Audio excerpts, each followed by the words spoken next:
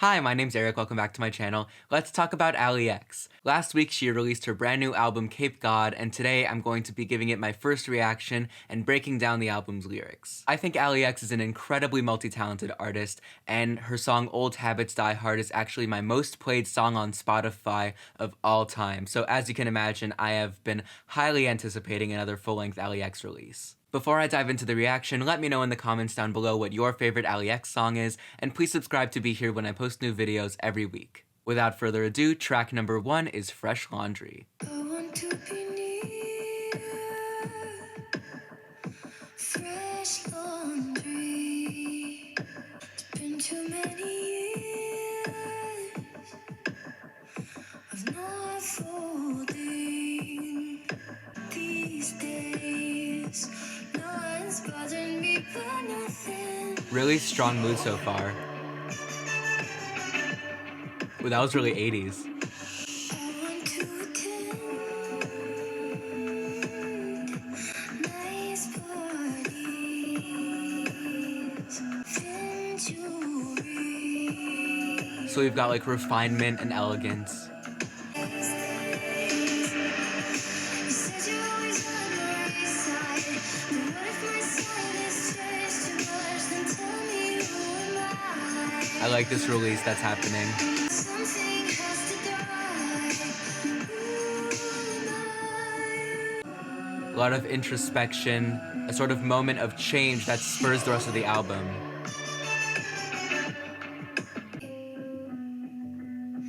Fresh laundry.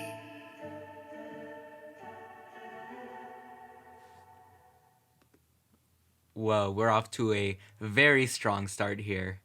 She opens the song by saying she wants to be near fresh laundry and that she has had too many years of not folding, so basically she just wants to feel clean and put together again. On the second verse, she gives another image of that same feeling by saying she wants to go to nice parties and wear thin jewelry. So again, we have that sort of softness, neatness, and almost like a daintiness. She then inserts some personal details about someone who has always been by her side, and then she says that she's changed, so something has to die, and then she asks, "Who am I?" This feels in less oblique terms like a breakup where she's saying, she feels like she needs to do some self-discovery, some deconstruction and reconstruction before she can proceed with a relationship with anyone else. And finally, we get some insight into what she might mean when she repeats, "No one's bothering me about nothing," when she says she wants to wake up in the morning, not have rough mornings, but instead have mornings where her friends are calling her.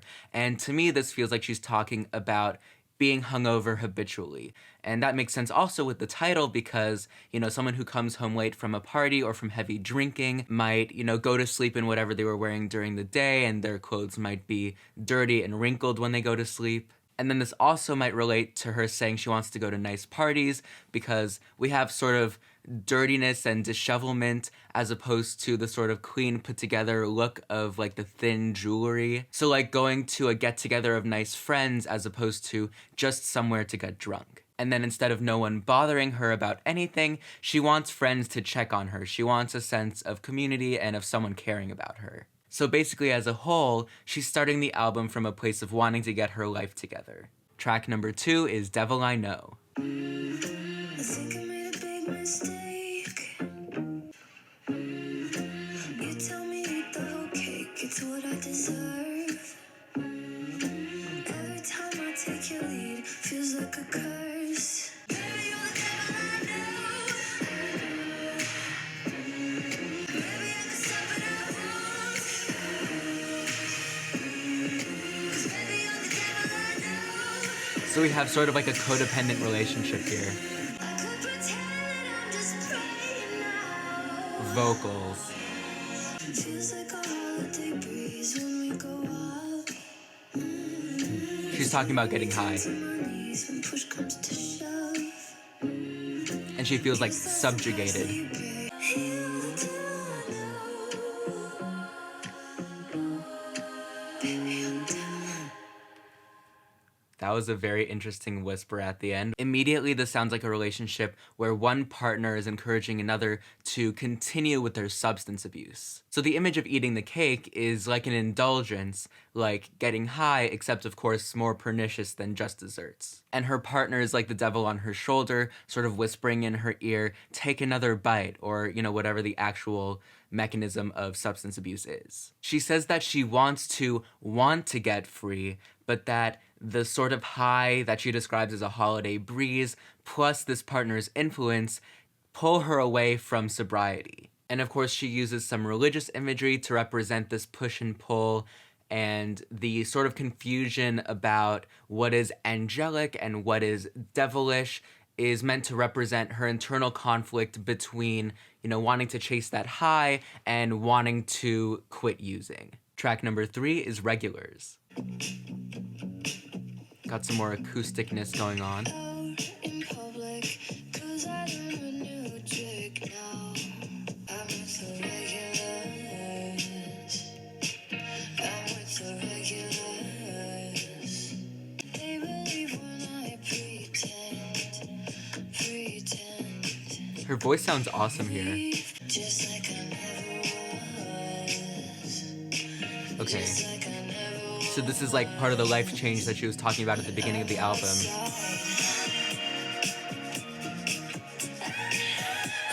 Ooh.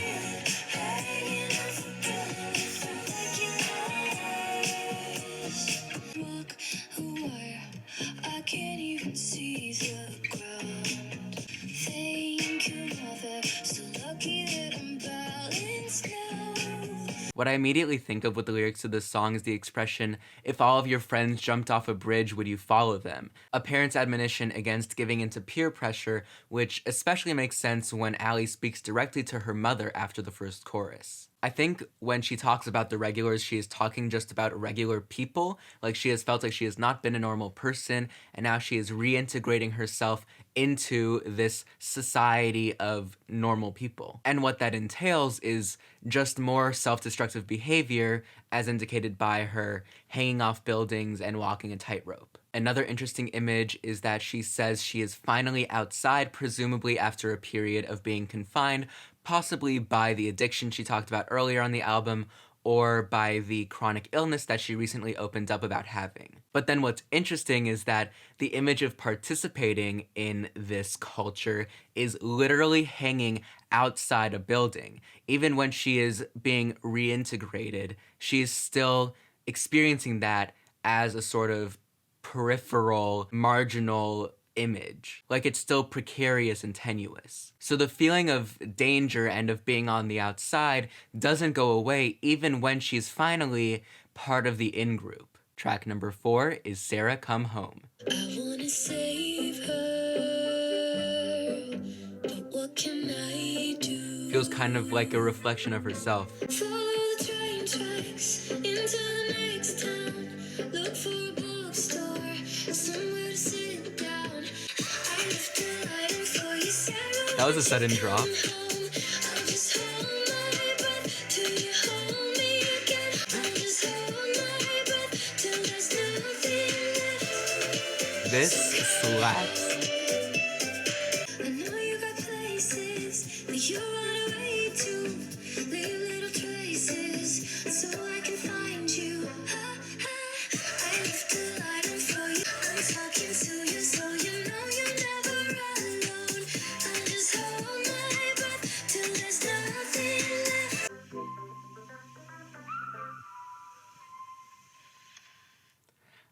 I'm just saying, Allie made a really good case here, and if I were Sarah, I definitely would come home. So Sarah, much like Allie over the last 3 songs, has left home and Allie is trying to find her. And there are some great images that tell us the nature of Sarah's disappearance. She follows train tracks, she, rests in bookstores, which together tells me that she is homeless. And Allie, of course, is worrying for her, which is warranted. And so she says that she's holding her breath, which brings to mind the expression, don't hold your breath, which usually is a way of saying to someone, like, this is going to be a while, don't wait up for me. So it's really just another way of saying to Sarah, like, please come home really soon, and more signaling a sort of pain that Allie is, giving of herself for Sarah. So if we're continuing from the message of the last song, then Sarah is one of Allie's friends, and Allie can relate to her sort of sense of isolation and of being an outsider, so she is extending a hand.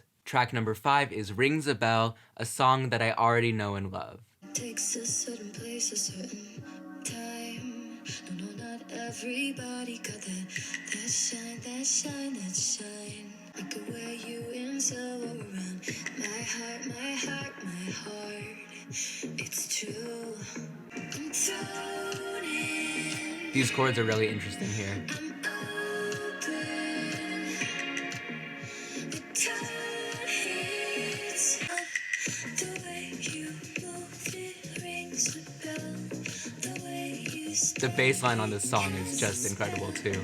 'Cause in your arms I feel so sure, as if you knew me well. Must have been a reason for this feeling, 'cause it rings a bell. The percussion on this song is just amazing. I love it so much. Must have been a reason for this feeling, 'cause it rings a bell. It's so slinky but also so energetic.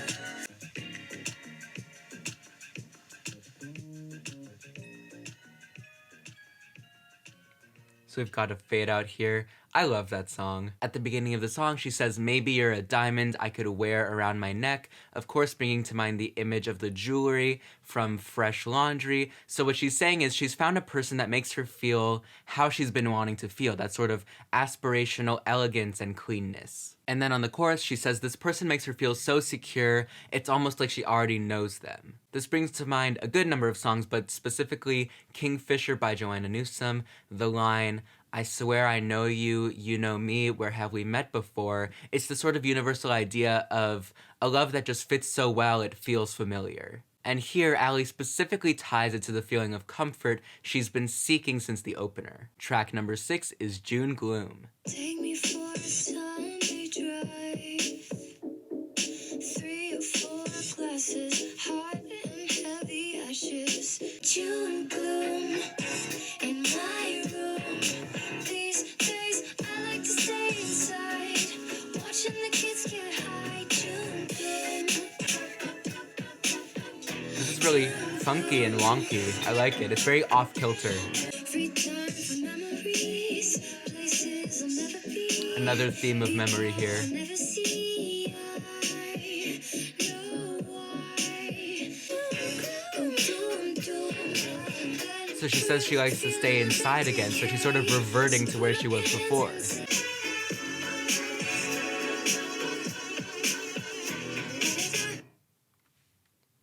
That was very interesting. Okay. A detail I wanted to point out was that she talks about a Sunday drive, so between that and the title, it brings to mind the song Gloomy Sunday. Just an observation. On the first verse, she talks about 3 or 4 glasses, which of course, again, is excessive drinking, and then about ashes, which possibly could even be from like a car wreck from a DUI. But specifically, she brings up, I think, the relationship on Devil I Know, the expression hot and heavy ashes, and hot and heavy refers usually to romance, whereas ashes, of course, are like a sort of hellfire image. And then she brings up memories, and on Rings a Bell, memories were a symbol of love, but here she talks about memories of people she'll never see and places she'll never be, suggesting again that she has been missing out. And then on the chorus, she talks about decaying alone in her room, which I would imagine is another image of her chronic illness. So when she talks about weather in her room, it feels like a person who, has not left the room, sort of coping with that by imagining their room as a sort of self-sustained ecosystem that has its own weather. And that's sort of a way that they can process their confinement. Track number 7 is Love Me Wrong, featuring Troye Sivan. Oh, you love me, you put me to bed. Yeah, you love me, you tell me I'm special, so Feels special. parental. But you love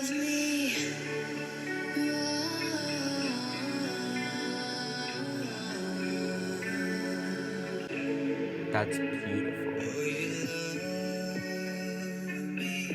You lose sleep over me. He works really well here. 'Cause I'm there in your wallet and you're locking.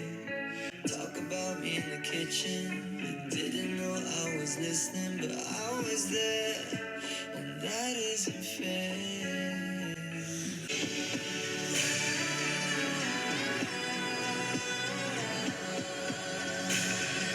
Wow.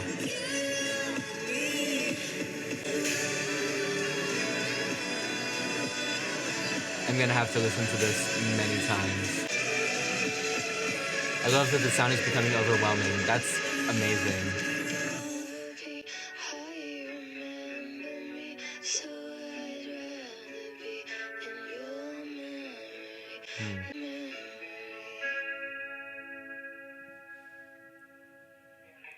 Wow, that is definitely the emotional high point, really, of the album so far. Allie uses her full range here and sounds incredible, and Troye compliments her beautifully. That was a great, great track. So here she brings up memory again, saying, I'll never be how you remember me, so I'd rather just be in your memory. She's talking about not living up to someone's expectations, specifically expectations that have been built up over a long time. She mentioned her mother earlier on the album, and it feels pretty similar here, with her specifically bringing up, putting her to bed and dressing her up and, wanting the best for her. And then Troye's lyrics bring up like confinement and judgment, specifically the image of being held in a locket and a wallet. That's an image of something normal that a parent does, but in the context of Allie's character being confined for so long, it feels just like another, mode of constriction. And then the conversation in the kitchen, we don't know what that's about, but it feels just like judgment, like eavesdropping on, a parent's conversation, basically different ways of rendering Allie's character powerless. Like she is being, held, she is being dressed and acted upon and talked about, and she doesn't have agency in those situations. So then it makes sense why she wants to detach from this relationship. Track number 8 is Super Duper Party People. There's a man to the left with beer on his breath with his hands in a bowl of nuts. There's a lady in a hat with a Siamese cat and a really, really bouncy butt. All the Odd.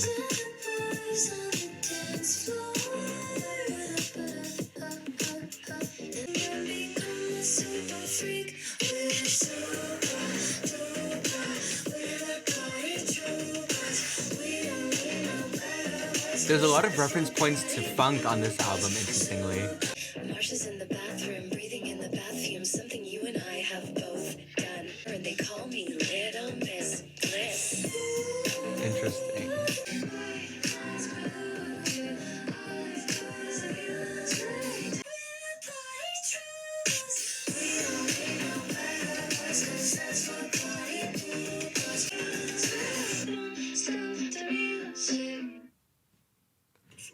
That was funny. Don't stop the music, and the music stops. Immediately from the title, you can tell this is a sarcastic look at partying. We have basically cartoon characters at this party, which matches well tonally with the overblown and extra enthusiastic and ironic language. Essentially, it's a collage of party caricatures with Allie at the center as this character, Miss Bliss, presumably with the defining characteristic of chasing her high. And of course, on the bridge, we have the expected caveat that her mind is polluted. This is all an elaborate coping mechanism to distract her from the trauma that she has established earlier on the album. Track number 9 is Susie Save Your Love featuring Mitski. And let's just take a moment to appreciate the phrase featuring Mitski. Thank you. Susie needs a ride. She's way too drunk to drive. Again, very funk leaning.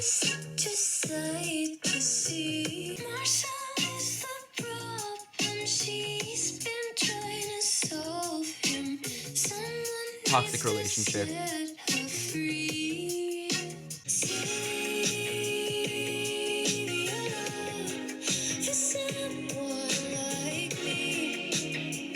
Gorgeous. Susie and Sarah got really great songs on this album. There she is.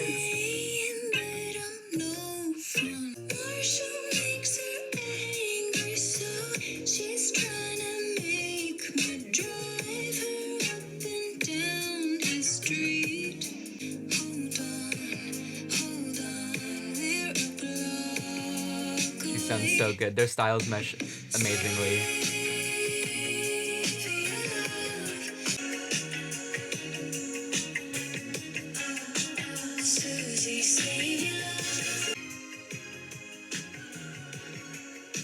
Okay, we've got another fade out here. I am so glad that Allie X and Mitski worked together because not only their voices, but just their general styles fit together so well. So the song opens with Susie drunk and needing to escape a toxic relationship, much like Allie earlier on the album. And Mitski continues the story, picking Susie up and driving her around her boyfriend's house, but not dropping her off there yet, which to me feels like indecision as to whether or not to return to this relationship. And so the conclusion is, why waste your love on this toxic relationship when you could spend it on me? Again, I am so happy that this collaboration exists. It was not expected. They just work excellently together, and I am so happy with this song. Track number 10 is Life of the Party, presumably picking up where Super Duper Party People left off. They all wanted to know me. I can say they were polite. I'm so clever when I'm tipsy, even when I nodded out. I was center of the action. That's dubious. I was the life of the party. They wrote that up with a Sharpie. Again, we have a thick layer of irony here. They stripped me down like a Barbie. They say That's I bad. was the Oh king, no. but I don't remember anything. I was the life. Wow.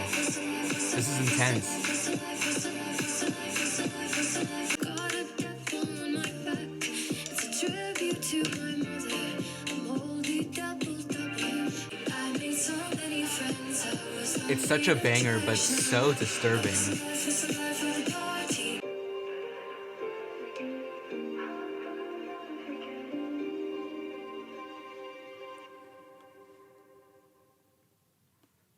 So what's interesting here is sonically the most upbeat song is also kind of the emotional low point of the album. And that repetition signals us to it. It's not like a fun poppy repetition, it's a chaotic, disturbing repetition. It's clear at this point that substance abuse basically was the bridge between solitary Allie in her room and, social Allie on regulars. She feels accepted when she's, drunk and acting funny, but she's clearly not comfortable with this. She says that her friends were not polite, which is a clear understatement, that she was the center of the action when she was passed out, which does not feel right. She implies that they wrote on her with Sharpie when she was asleep and that they undressed her like a Barbie. And when she mentions her mother again, we return to Love Me Wrong, because she as a character is used to feeling powerless. Just like she was acted upon and talked about on that song, here she has stuff happen to her when she's intoxicated, and it feels very violative. Track number 11 is Madame X.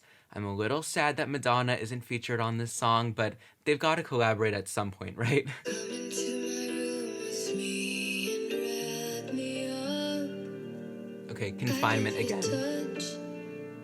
Climb into my bed with me and let's curl up. Nothing too much. Cover the East Coast blue till it's just us two. Madam X, take my money, my self-respect. When you come Okay, this is even darker than before. and it's the first thing I've ever felt. It's why I'm keeping you to myself. Hit me like a wave and let me be reborn. More like the distant moon, shine on a cape so blue.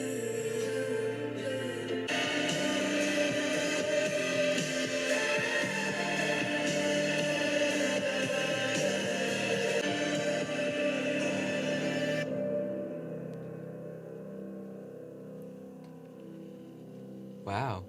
So Madame X sort of serves as the come down from Life of the Party. Immediately on the first line, the way that she imagines love is being wrapped up, so she is very consistent. So when she invites Madame X to basically infect her on the chorus, it's clear that Madame X is a personification of drugs. An interesting detail is when, on the second verse, she compares the rush of drugs to waves in the ocean and then the drugs to the moon. Of course, the moon pulls the tides, so Madame X, of course, is creating this high and exerting a sort of tidal force over Allie. The final track, track number 12, is called Learning in Public, and the title recalls to me earlier on the album when she talks about finally being out in public again after being confined in her room for so long. Think I heard something break.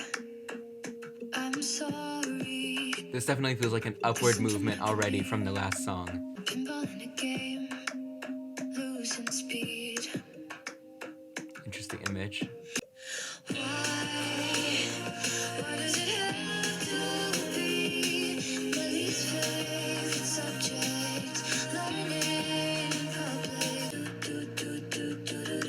public. Definitely feels more optimistic.